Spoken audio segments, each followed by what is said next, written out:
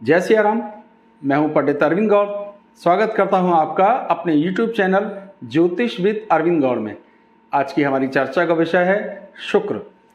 ये साधारण सा नहीं है, थोड़ा अलग हटके विषय है। विषय बड़ा अच्छा है, आनंद भी आने वाला है। अगर आप उसे ध्यान से समझेंगे और कुंडली पे लागू करेंगे तो आपको इसमें बहुत अच्छे रिजल्ट आते हुए से समझ आएंगे, दिखाई देंगे। शुक्र की अपनी एक सामर्थ्य है, वो है धन, रुतबा, ऐश्वर्य, पोजीशन, लग्जरी लाइफ और वैवाहिक जीवन के सुख इत्यादि। तो इनसे संबंधित ही चीजें ही शुक्र की सामर्थ्य हैं। जो वो दे सकता है वही वो देगा। नियम क्या है कि जिस भी भाव से 12वें भाव में शुक्र बैठेगा उस भाव को वो अपनी सामर्थ्य से प्रभावित करेगा। या इसे साधारण करके बोलें, जिस भी भाव में शुक्र बैठा है वो अपने से अगले भाव को अपनी सामर्थ्य से प्रभावित करेगा। अब वहां किस तरह प्रभावित करेगा या क्या उसके परिणाम देखने में आ सकते हैं, वो मैं अभी डिटेल में आपको बता दूंगा।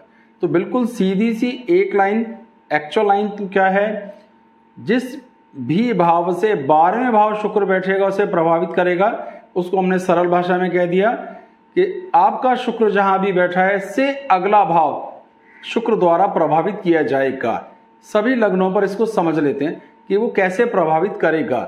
ठीक है, अगर हम मेष लगन की बात करते हैं और आप फिगर भी देखते रहिए, केवल आपकी सुविधा के लिए वो मैं दिखाता जा रहा हूं। अब लगन में बैठेगा, लगन में तो वो प्रभाव करेगा ही, जो भी करेगा। अब यहां एक और विषय समझ लीजिए, हो सकता है नीच में हो तब भी प्रभावित करेगा, अस्त हो तब भी प्रभावित करेगा, संधि में है तब भी प्रभावित करेगा। जितनी उसकी सामर्थ्य है, नीच में है तो उसकी सामर्थ्य कम, तो कम प्रभावित करेगा। अस्त है तो उसकी सामर्थ्य कम, तो कम प्रभावित करेगा, पर प्रभावित जरूर करेगा। इसको समझ लीजिए। तो पहले भाव में अगर वो बैठेगा, आपकी कुंडली में बैठा है, तो वो दूसरे भाव को प्रभावित जरूर करेगा। अब दूसरे भाव में जो भी गुण है, जो भी मिल रहा है, को फर्दर इंप्रूव करेगा। किससे? अपनी सामर्थ्य से। मुख्य तौर पर शुक्र की सामर्थ्य है धन, कला, वाणी, बोलने का ढंग, हमारी अदाकारी और वैवाहिक जीवन। तो हर जगह वैवाहिक जीवन नहीं लेते हैं हम, केवल भाषा, धन और सामर्थ्य को लेते हैं, सौंदर्य को लेते हैं, प्रभाव को लेते हैं। ठीक है, तो दूसरे भाव को प्रभावित करेगा। अब दूसरा भाव क्या देता है? वो संपदा जिसे हम पैतृक संपत्ति कहते हैं, अचल संपत्ति कहते हैं। तो निश्चित रूप से अगर आपकी लगन में शुक्र है तो वो आपकी अचल संपदा को बढ़ाएगा, आपकी भाषा में शुक्र की मिठास को भी लाएगा। चाहे महाराशि कोई भी है, फिर भी शुक्र का प्रभाव जरूर देखने में आएगा। धन बढ़ाएगा, जो पैतृक संपत्ति के रूप में थी। भाषा, लेखन की थोड़ी बहुत कला, एक्टिंग की थोड़ी बहुत कला, गायन की थोड़ी बहुत कला को भी देगा, जो दूसरे घर से देखने को इनहेंस करेगा, बढ़ाएगा। ठीक है, बात बिल्कुल सीधी हो गई। चलिए, अब दूसरे भाव में शुक्र होता, यहां लगन से कोई मतलब नहीं, भाव की बात हो रही है।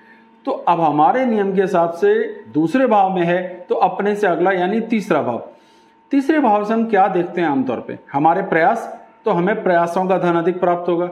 हमारे छोटे भाई धनी होंगे, हमारे प्रयासों से भी धनी हो सकते हैं और हमारे कारण भी धनी हो सकते हैं, या हम उन्हें धन दें और वो अधिक लाभान्वित हों हमसे। तो कुल मिलाकर छोटे भाइयों को भी फायदा होगा, जमा पूंजी को भी फायदा होगा, वाणी को भी फायदा होगा, क्योंकि भावात भावों के हिसाब से दूसरे से दूसरा तीसरा भाव। तो अगर शुक्र दूसरे घर में है तो आपके भाई धनी हैं, होंगे, आपको प्रयासों से अधिक धन प्राप्त होगा और आपकी बोली भाषा और अधिक इंप्रूव होगी, इंप्रेसिव होगी।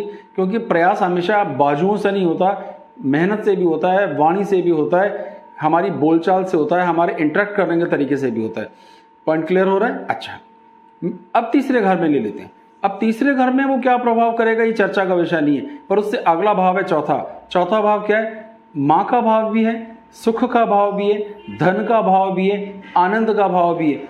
तो वो इन्हें बढ़ा देगा, यानी हर इस चीज में अपनी सामर्थ्य, धन को इंप्रूव कर देगा। तो अर्थ ही हुआ कि हमें तीसरे भाव में शुक्र के बैठने से माता जी की को धन से सुखी कर पाएं, एक अच्छा सा घर ले पाएं, दो अच्छा मकान ले पाएं, अच्छा वाहन ले पाएं, अच्छे से घूम फिर पाएं, तो वो सब चीज़ें जो धन से हो सकती हैं वो चौथे भाव की इम्प्रूव होंगी।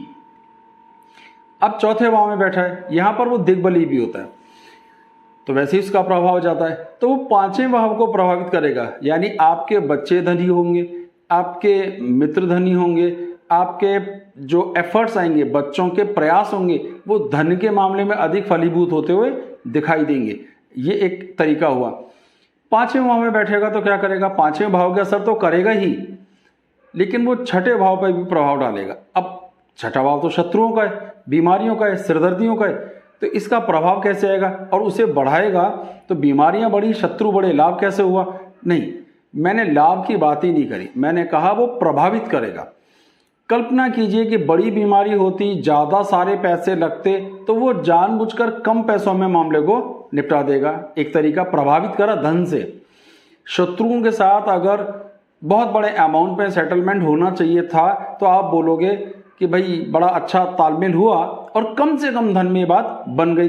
तो वो शुक्र आपको धन से प्रभावित यहाँ जरूर इस हिसाब से करेगा कि आपका धन कम खर्च होगा, क्योंकि छठे घर में तो शत्रुता है, धन ज़्यादा खर्च होगा। ठीक है, लाभ नहीं हुआ, लेकिन ऑन दी होल तो लाभ ही हुआ ना कि आपकी बीमारियां आपके कम हुई, आपके इलाज के पैसे कम लगे, शत्रुओं पर कम लगे, कोर्ट कचहरी के झंझटों पे कम पैसे लगे, चोरी कम हुई, तो आपको लाभ हुआ।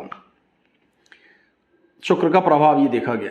अब छठे घर में बैठा है तो क्या करेगा? छठे के भाव तो वो देगा ही, उसको छोड़ देते हैं, पर वो जिनके भी कुंडली के छठे घर में शुक्र है, छठे वाले भाव की हम चर्चा ही नहीं कर रहे। सातवां भाव यानी वैवाहिक जीवन, यानी जीवन साथी, ससुराल, ठीक है, उसका लाभ बढ़ेगा। अब सातवें घर से ऐसा नहीं है कि केवल ये 2 पॉइंट देखे जाते हैं, रोजमर्रा की आमदनी भी देखी जाती है, क्योंकि वो दशम भाव से दशम भाव है। सुख भी देखे जाते हैं कि चौथे से चौथा है, तो सुखों को बढ़ाएगा, रोजमर्रा की डेली इनकम्स को इंप्रूव करेगा, वैवाहिक जीवन को इंप्रूव करेगा। ससुराल अमीर हो सकती है, हमें पर्सनली इसका लॉस हो जाए, लाभ ना हो, पर ऑन दी होल वो अमीर होंगे तो उनका कभी ना कभी हमें लाभ होगा। एक ये तरीका हो गया। अगर वो आठवें घर में बैठेगा तो क्या करेगा? सातवें घर में, सातवें घर में बैठेगा, सातवें भाव के तो प्रभाव देगा ही, और वहां का तो कारक भी होता है, लेकिन अब बड़ा जबरदस्त प्रभाव समझिए। फिर आठवां घर, फिर से मृत्यु, खराब, नुकसान, सब कैसे लाभ होगा? आठवें घर से हम धन संग्रह भी देखते हैं, विदेश की यात्राएं भी करते हैं, ये सब आकस्मिक धन लाभ भी हम उसी से देखते हैं। तो शुक्र अगर सातवें घर में रहेगा तो कभी ना कभी आपको आकस्मिक धन लाभ में सहयोग करेगा। ऐसे लोगों को धन संग्रह करने का, पैसे जोड़ने का, एफडी बनाने का, बैंक में रखने का शौक बढ़ता है और मौका मिलता है। अब ये सब तभी तो होगा जब पैसे होंगे, तो अभी लाभ हुआ। ऐसा नहीं है कि इससे मृत्यु को फायदा हो रहा है, मृत्यु को क्या फायदा होगा, लेकिन अगर धन होगा तो हमारी काम आएगा एक दिन। जोड़ने की प्रवृत्ति बढ़ती है, ये एक इंपॉर्टेंट बात हो जाती है। आठवें घर में होगा तो हमारे पिता, नौवां भाव पिता, पिता धनी हो सकते हैं। नौवां घर पांचवें से पांचवां भी है, हमारे पोते पोतियां यानी संतानों की संतानें, देवते देवतियां भी हो सकते हैं, उनके वो धनी होंगे। हमारे भाग्य से उनको धन की प्राप्ति होना, और इसका लाभ किसे होगा? अगर हमारी अगली पीढ़ियां अमीर होंगी तो उसका लाभ हमें होगा। भाग्य का हर वो काम जो लक्ष्य से होना है और उसमें ज्यादा धन खर्च होना है, वो कम से कम धन से खर्च हो जाए, बात बन जाएगी। तो वो नौवें घर को प्रभावित करेगा अपनी सामर्थ्य से, और उसकी सामर्थ्य है धन, तो वो धन से प्रभावित करेगा और उसका हमें लाभ होगा। हम पिता को सुख दे पाएंगे, पिता के लिए खर्च कर पाएंगे, पिता को आनंदित कर पाएंगे, क्योंकि हमारे पास धन होगा। अब नौवें घर में होगा तो क्या होगा कि वो दशम भाव को प्रभावित करेगा, यानी हमारा स्टेटस, पैसे उतने हो या ना हो तब भी हमारा स्टेटस बहुत अच्छा होगा, हमारा रहन सहन का अंदाज, समाज में हमारा रुतबा एक अमीर आदमी का बनाएगा, और इस तरीके का आनंद देगा। हम बड़े बड़े फंक्शंस कर सकते हैं, बहुत सारे लोगों की गैदरिंग कर सकते हैं, ऐसी स्थितियों को बनाएगा। और भी 100 बातें हैं, लेकिन जो नुक्ते की बात है उसको पकड़ते रहिए कि वो अपनी सामर्थ्य से अपने अगले भाव को प्रभावित करता है, तो दशम भाव को वो प्रभावित करेगा ही, और हमारा एक जो रुतबा है, हमारी जो पोजीशन है समाज में, जो हमारी पकड़ होती है, वो बड़ी इंप्रूव हो जाती है। दशम भाव में बैठेगा तो वो आमदनी को इंप्रूव करेगा ही करेगा। जिनके दशम भाव में बैठेगा, दशम भाव का सुख तो मिलेगा ही, लेकिन 11वें भाव को प्रभावित करके वो धन को बढ़ाता चला जाएगा। आमदनी बहुत ज़्यादा होंगी, पैसे का रोटेशंस बहुत अच्छे होंगे, वो इन्हें इम्प्रूव करेगा। अब लास्ट आ जाता है कि 11वें घर में बैठा है तो क्या होगा, ठीक है, सेकंड लास्ट। अब 12वां घर क्या है, खर्च का है। वैसे तो छठा, आठवां, 12वां खराब है, लेकिन एक तरीके से समझिए कि खर्च कैसा, इलाजों में खर्च हुआ, कोर्ट कचहरी में खर्च हुआ, झंझटों में खर्च हुआ, इसे 1 मिनट के लिए बुरा खर्चा समझें। लेकिन अगर वो खर्च हुआ कि हमने कुछ खरीदा, हमने कार खरीदी, हमने वाहन खरीदे, हमने लग्जरी ली, हमने तफरीह की, उस पैसे का आनंद लिया, तो वो आपको 12वें घर में शुक्र से आपको बहुत सारी खर्चे तो करवाएगा, खर्चों को भी बढ़ाएगा, लेकिन उसमें प्रभावित ये करेगा, उसका आउटकम भी दिखाई देगा, आनंद भी प्राप्त होगा। बड़ी बड़ी बेटे की शादी में बहुत साधन खर्च कर दिया, तो ये आनंद की प्राप्तियां भी यहाँ पर देखने में आ सकती हैं। तो ये भी हुआ। और 12वें घर में बैठेगा तो लग्न को प्रभावित करेगा, यानी जिनके भी जन्म कुंडली में 12वें भाव में शुक्र है, वो स्वयं धनी, उनका सुंदरता, उनका आनंद और उस धन का जो सुख प्राप्त हो सकता है, यानी आपका सौंदर्य को भी प्रभावित करेगा, आपके लाभ को भी प्रभावित करेगा, धन को भी प्रभावित करेगा, आप पे कैश बहुत होगा और आपकी आमदनी स्टेडी रहेगी, कभी उसमें उतार चढ़ाव देखने में नहीं आएगा। तो मैंने सारी लग्नों को कोशिश करी आपको बताने की, ज़्यादा मुश्किल विषय नहीं है, सिर्फ आपको जन्म कुंडली लेनी है, अपने शुक्र को देखना है और उससे अगले भाव से हम क्या क्या चीज़ें देख सकते हैं, उनको शुक्र प्रभावित करता है। शब्द है लाभ हानि, कई बार नुकसान कम होना भी हानि है और कई बार अधिक लाभ होना भी लाभ है। तो दोनों चीज़ों को समझ के चलना है, ऐसा नहीं। चलित कुंडली में मान लीजिए अगर ग्रह अपनी राशि बदल रहा है, शुक्र लगन में बैठा है पर चलित में 12वें आ गया, तो वो प्रभाव 12वें भाव का ही करेगा। ये एक विषय है जो बड़ा कंफ्यूज करता लोगों को। 8वें घर में बैठा है और 9वें घर में शिफ्ट हो गया चलित में, तो अब उसे 9वें घर में है और दशम भाव को प्रभावित करेगा, ऐसा माने। अगला विषय के साथ शुक्र नीच राशि में है, यकीनन नीच में होगा, तो जो शुक्र की सामर्थ्य है उसकी नेगेटिविटी थोड़ी बढ़ गई, कड़वाहट थोड़ी बढ़ गई। शुक्र तो शुक्र ही रहने वाला है, फिर भी वो प्रभावित करेगा, लेकिन क्योंकि अब उसकी खुद की सामर्थ्य कम है तो कम प्रभावित करेगा। तो आपका प्रभाव आपके अस्त होने के हिसाब से प्रभावित हो जाएगा। शुक्र अस्त है तो उसका स्वयं ही ताकत कम है, तो प्रभाव भी उसी रेशो में घट जाएगा। संधि में है उसी रेशो में घट जाएगा, नीच राशि में है उसी रेशो में घट जाएगा। तो इसमें बिल्कुल कंफ्यूज नहीं होना है, अपने शुक्र की सामर्थ्य को पहचानिए, कुंडली में वो कैसा है, किन ग्रहों द्वारा देखा जा रहा है, कहाँ बैठा है, नवंश में कैसा है, उसी दृष्टिकोण से जो उसकी सामर्थ्य तय होगी वो अपने से अगले भाव को प्रभावित करेगा, उसे उसका लाभ हमें करवाएगा। ये छोटा सा विषय था, मुझे उम्मीद है कि अगर आप ज़रा सा भी प्रयास करेंगे तो समझना आसान होगा। छोटे मोटे सवाल जो मुझसे तुरंत समझ में मेरे आते गए, मैं उनका आंसर भी देता चला गया।